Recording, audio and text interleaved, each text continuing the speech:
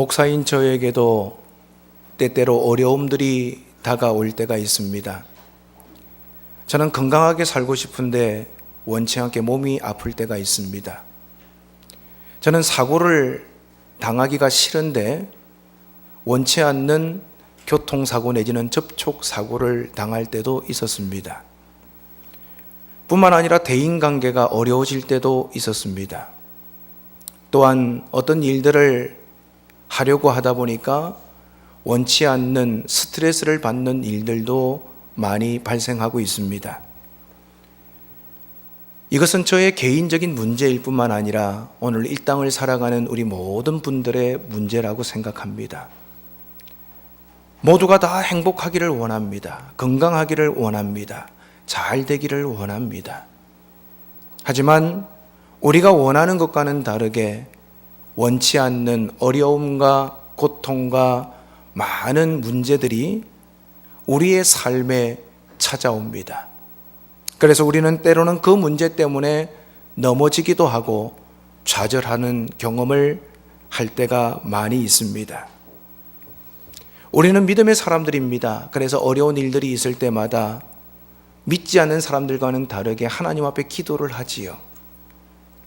하나님, 지금 제가 이 문제를 맞닥뜨리고 있는데 저를 사랑하시는 하나님께서 은혜를 베풀어 주시기를 원합니다. 하나님을 향해서 기도하면 하나님이 들어주셔야 되는 것 아닌가요? 그런데 가끔씩 우리가 정말 절망적인 상황에서 하나님의 도우심을 구하며 기도하는데 하나님께서는 침묵하시는 것 같이 느껴질 때가 있습니다. 기도를 하고 또 기도를 해도 하나님은 우리에게 응답하려고 하시지 않는 것 같이 느껴질 때가 있습니다. 어떤 때는 하나님이 과연 나에게 관심을 가지고 계신가 의심이 생기기도 합니다. 지금 하나님이 다른 일 때문에 너무 바쁘셔서 나에게 관심이 없는 것 아닌가 이런 야속한 생각이 들어요. 아니 지금 필리핀이 큰 재해를 만나서 지금 나에게까지 신경 쓸 여력이 없으신가 보다 라는 생각이 들기도 합니다. 때로는 내가 죄를 지어서 하나님께서 나를 미워하셔서 나에게 응답하지 않으시는가 보다 라는 생각이 들기도 합니다. 하지만 여러분, 성경에 보면 하나님은 전능하신 분이라고 말씀하셨습니다. 하나님은 모든 것을 다 알고 계신 분이라고 말씀하고 있습니다. 뿐만 아니라 그 하나님이 저와 여러분을 사랑하신다라고 끊임없이 말씀하고 있습니다. 그러면 나의 모든 상황을 다 알고 계신 하나님, 내가 어떠한 어려움에 처해도 그 모든 문제를 해결하실 수 있는 하나님, 그리고 그 누구보다도 나를 사랑하시는 하나님이시라면 왜 저와 여러분들이 어려움을 당해야 합니까? 하나님은 우리가 당하는 어려움에 왜 침묵하고 계실까요? 신앙생활하면서 이 문제를 해결한다라는 것은 결코 쉬운 일이 아닌 것 같습니다. 여러분, 이 문제를 우리는 어떻게 해결해야 될까요? 오늘 우리가 읽은 이 말씀을 통해서 혹 여러분들 가운데 절망적인 상황, 어려운 상황에 계신 성도님들이 있다면 우리가 당면한 문제들을 새롭게 볼 수 있는 영적인 시각이 열릴 수 있었으면 좋겠습니다. 첫 번째로 지금 경험하는 어려움을 하나님의 목적을 통해 보아야만 합니다. 여러분, 어떤 일이든지 간에 다 목적이 있습니다.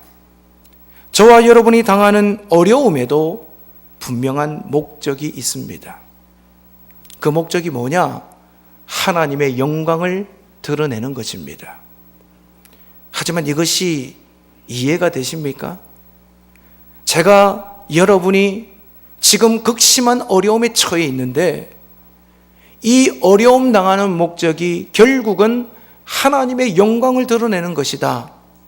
이것이 과연 얼마나 설득력이 있습니까? 나는 이 문제 때문에 너무너무 고생하고 있습니다. 이 문제로 인해서 죽느냐 사느냐 갈림길에 서 있습니다.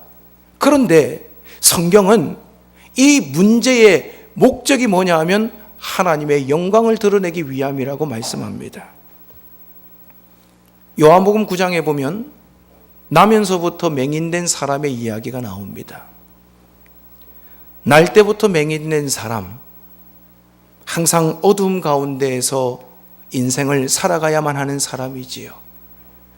자신을 낳아준 아버지 어머니의 얼굴도 모르는 사람입니다. 빛이 어떤 것인지, 석양의 아름다움이 어떤 것인지, 주변 사람들의 모습이 어떻게 생겼는지 전혀 가늠할 수 없는 불쌍한 인생입니다. 어느 날 사람들이 예수님과 함께 모였습니다. 그리고 나면서부터 맹인된 이 사람에 대해서 토론하기 시작합니다. 이 사람이나 아니면 이 사람의 부모에게 뭔가 죄가 있기 때문에 나면서부터 맹인된 것 아니냐라는 이야기를 합니다. 하지만 예수님께서는 그 말씀을 들으시고 그 수많은 사람들 앞에서 그가 나면서부터 맹인된 것은 하나님께서 하시는 일을 보여주기 위해서다라고 말씀을 하십니다. 그가 맹인으로 태어난 것이 하나님의 영광을 보여주기 위해서라는 겁니다. 우리 입장에서는 제3자 입장이기 때문에 그렇구나 쉽게 넘길 수 있습니다. 하지만 여러분, 그 맹인, 그 사람이 당사자라고 생각해 보십시오. 내가 하나님의 영광을 위해서 태어날 때부터 맹인이 됐어? 그 부모님의 입장을 한번 생각해 보십시오. 다들 아이를 낳고 기뻐하면서 즐거워하는데 이 아이를 낳고 앞을 보지 못한다는 것을 알고는 실망하고 낭망한 그 부모님의 가슴앓이가 어땠겠습니까? 그럼에도 불구하고 예수님은 하나님의 영광을 위해서다라고 이야기합니다. 우리가 드라마를 볼 때 각기 역할이 있는 것처럼 하나님도 이 세상을 살아가는 우리들에게 각기의 역할을 맡기셨습니다.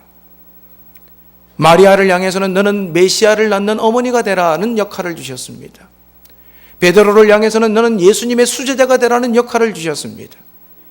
마태를 향해서는 복음서의 첫 번째 말씀을 기록할 수 있는 사명을 주셨습니다.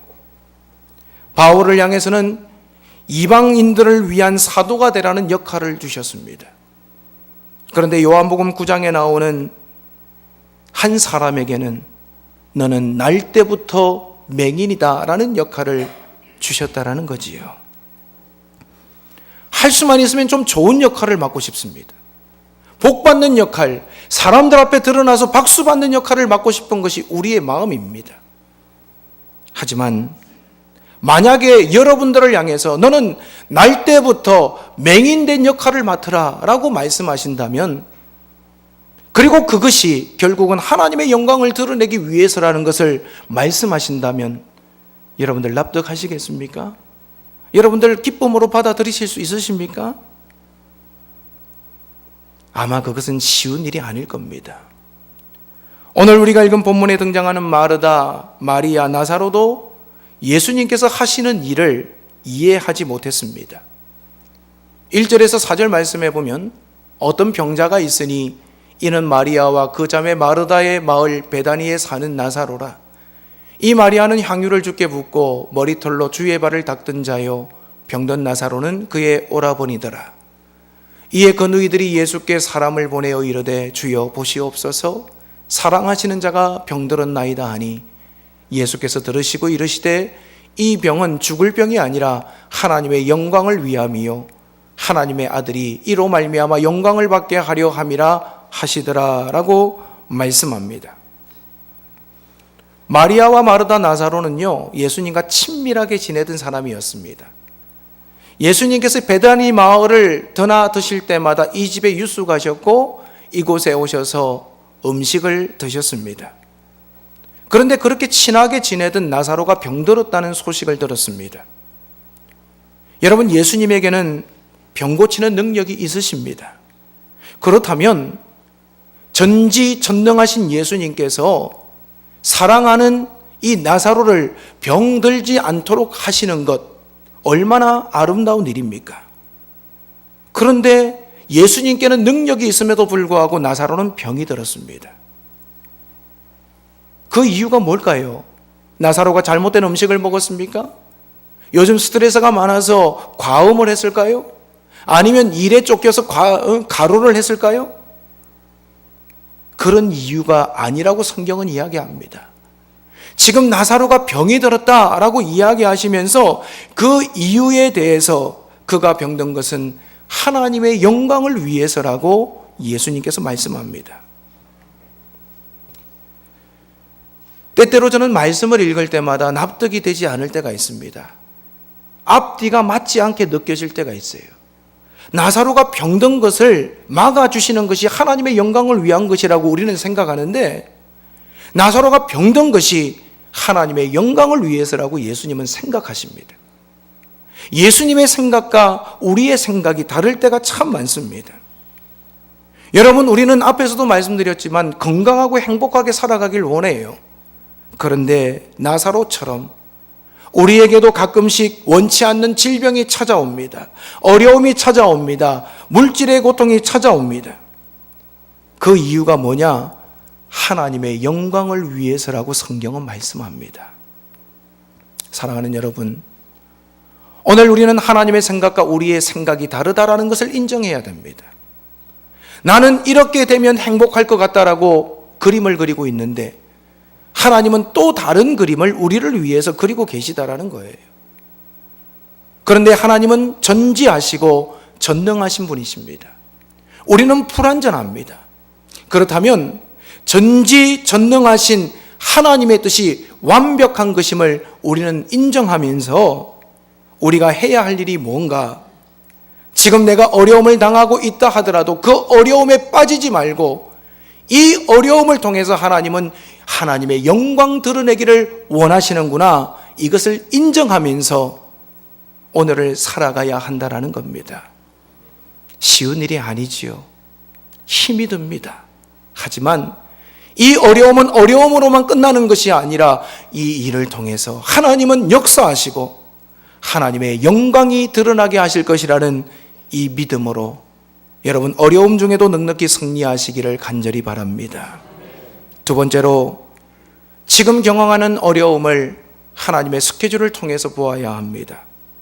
5절과 6절 말씀해 보시면, 예수께서 본래 마르다와 그 동생과 나사로를 사랑하시더니 나사로가 병들었다 함을 들으시고 그 계시던 곳에 이틀을 더 유하시고 라고 말씀합니다. 저는 이 말씀도 잘 이해가 안 되더라고요. 예수께서 본래 마르다와 그 동생과 나사로를 사랑하시더니, 그런데 6절에 보면 나사로가 병들었다 함을 들으시고 그 계시던 곳에 이틀을 더 유하셨다라고 말씀합니다. 제가 예수님이라면 이랬을 것 같아요. 사랑하시더니 나사로가 병들었다 함을 들으시고 즉시로 나사로에게 달려가시더니. 여러분, 이게 맞는 것 아닙니까? 사랑하는 사람이 병들어서 고통당하고 있습니다.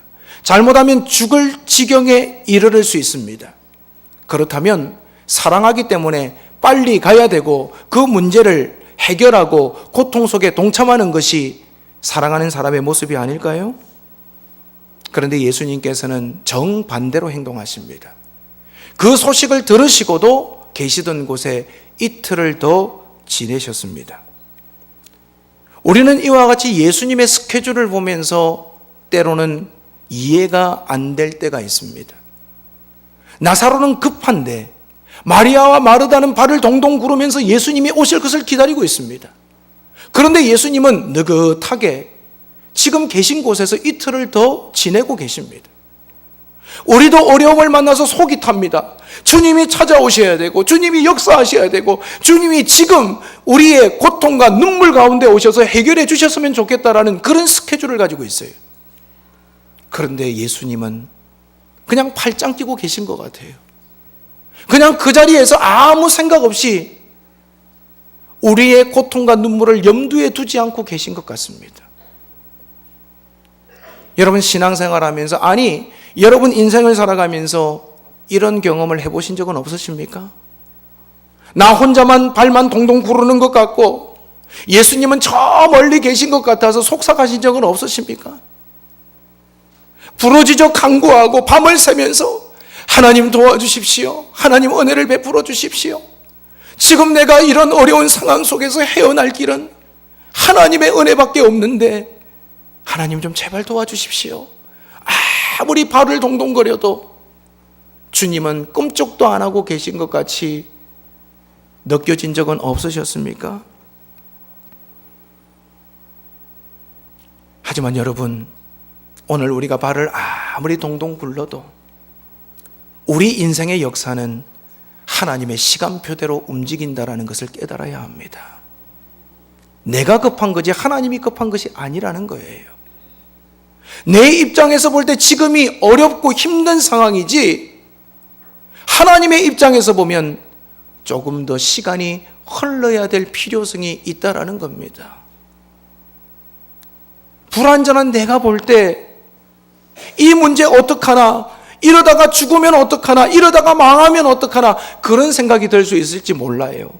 하지만 하나님은 하나님의 시간표대로 우리 인생 가운데 가장 좋은 것으로, 가장 아름다운 것으로 역사하시고 이끄시는 분이심을 저와 여러분이 깨달았으면 좋겠습니다. 여러분, 내 인생 내가 주도권을 가지고 살아가는 것 같지만 내 마음대로 되던가요? 내 건강, 내 인생에 속한 것인데 여러분 마음대로 건강이 지켜지던가요? 내가 낳은 자식 내 것 같지만 자식들이 여러분이 원하는 대로 잘 양육이 되던가요? 어쩌면 내 것이라고 주장하면서 살아가지만 내 마음대로 되는 것은 하나도 없는 것이 우리 인생입니다. 그 어떤 것도 내 힘과 능력으로는 컨트롤할 수 없어요. 오늘 어려움을 만날 때마다 나의 스케줄대로가 아니라 하나님의 시간표대로, 하나님의 스케줄대로 이 모든 문제가 해결되어 가고 있음을 저와 여러분들이 깨닫고 하나님을 의지하실 수 있기를 간절히 바랍니다. 마지막으로 지금 경험하는 어려움을 하나님의 사랑을 통해서 보아야 합니다. 오늘 5절 말씀에 예수께서 본래 마르다와 그 동생과 나사로를 사랑하시더니 라고 말씀합니다. 지금 예수님은요, 그 누구보다도 마르다에 대해서, 마리아에 대해서, 나사로에 대해서 관심을 많이 가지고 계십니다. 그런데 왜 그토록 관심을 가지시고 사랑하는 나사로가 병이 들었습니까? 병이 들려고 해도 예수님이시라면 그 병이 들지 않도록 막아주셔야 하지 않습니까?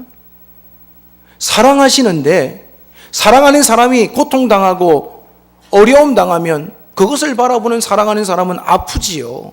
함께 고통스럽지요. 나사로가 더 건강하게 회복되는 것, 이것이 사랑하는 사람의 모습이 아닙니까? 그런데 예수님은 사랑한다라고 말씀하심에도 불구하고 나사로가 병들도록 허락하셨습니다. 병들 뿐만 아니라 그 소식을 듣고 이틀을 그곳에서 더 유하시다가 예수님께서 나사로의 집에 가셨을 때는 이미 나사로가 죽어 있었습니다. 모든 소망이 사라져버린 것 같은 상황입니다. 이제는 끝이다라고 생각이 될 만큼 절망적인 상황입니다. 하지만 오늘 말씀에 보면 예수님은 나사로로 하여금 병들게 허락하셨고 그가 죽는 것도 허락하셨지만 결국 예수님은 나사로에게 찾아가셔서 그를 살리셨음을 보게 됩니다.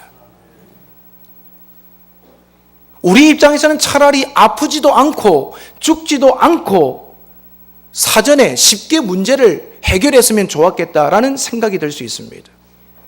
하지만 여러분, 나사로가 병들었다는 소식이 그 베다니 마을에 퍼졌을 거예요. 지금 마리아와 마르다가 발을 동동 구르면서 오라버니가 죽게 되었으니 예수님 좀 빨리 와주세요. 사람 편에 소식을 전했다는 소식도 들었을 거예요. 그런데 예수님이 오지 않고 미적거리고 있다라는 소식도 들었을 겁니다. 그 이야기를 들은 마을 주민들은 예수님 뭐 저래? 진짜 쟤네 저 사람들 사랑하는 거 맞아? 그런 야속한 마음도 들었을 거예요. 하지만 예수님이 오셨습니다. 그리고 그 예수님은 죽은 나사로를 살리셨습니다. 저는요, 이 일을 통해서 그 마을 사람들, 그 일을 경험한 나사로와 마리아와 마르다가 더 깊이 하나님의 은혜와 능력을 경험하게 되었다고 확신합니다.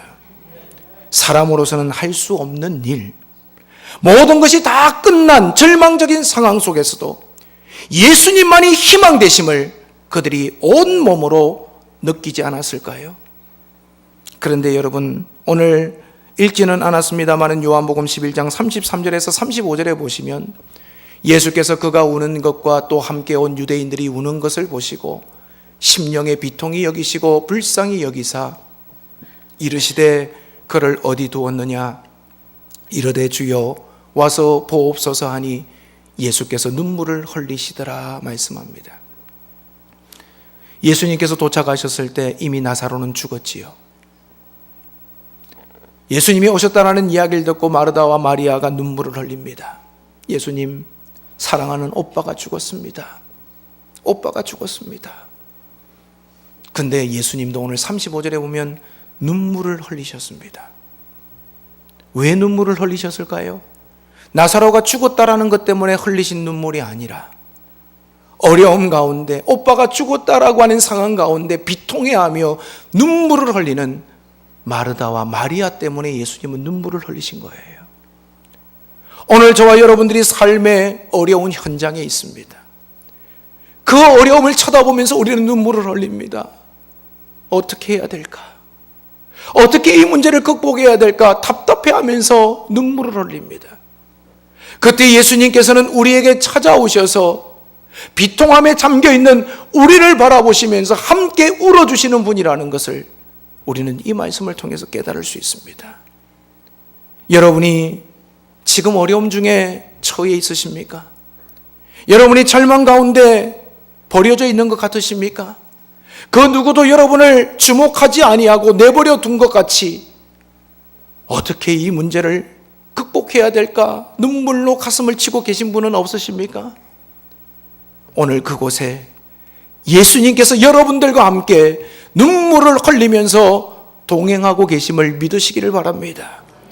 오늘 나는 깨달지 못해도 주님은 찾아오셔서 나를 위하여 함께 아파하시고 함께 울어주시는 좋으신 친구임을 우리는 깨달아야만 합니다. 여러분은 외로운 존재가 아닙니다. 여러분은 혼자가 아닙니다. 주변 사람들이 여러분들이 당한 어려움을 보면서 처음에는 위에서 기도도 해주고 위에서 격려도 해주지만 그 어려움이 길어지면 사람들은 등을 돌릴 때가 많이 있습니다. 하지만 주님은 찾아오시고 주님은 함께 울어주시고 주님은 그 문제를 아름답게 해결해 주시는 분이심을 어려움 속에서도 저와 여러분이 경험하게 될 줄 믿으시기를 바랍니다. 여러분이 당면한 어려움에는 분명한 목적이 있습니다. 어려움이 어려움으로 끝나는 것이 아니라 그 어려움은 하나님의 영광을 드러낼 것입니다. 그리고 지금 나는 빨리 이 문제가 해결되었으면 좋겠다라고 생각하지만 나의 시간표대로가 아니라 하나님의 시간표대로 모든 일들은 이루어져 나갈 것입니다. 그리고 오늘 내가 외롭게 어려움의 현장, 슬픔의 현장에 있을지라도 찾아와서 함께 눈물 흘리시면서 여러분들의 힘이 되어주시는 하나님의 은혜가 함께함을 믿으시고 어떤 상황 속에서도 여러분 지치거나 낭망하지 말고 넉넉히 승리하시는 여러분 되시기를 주님의 이름으로 축원을 드립니다.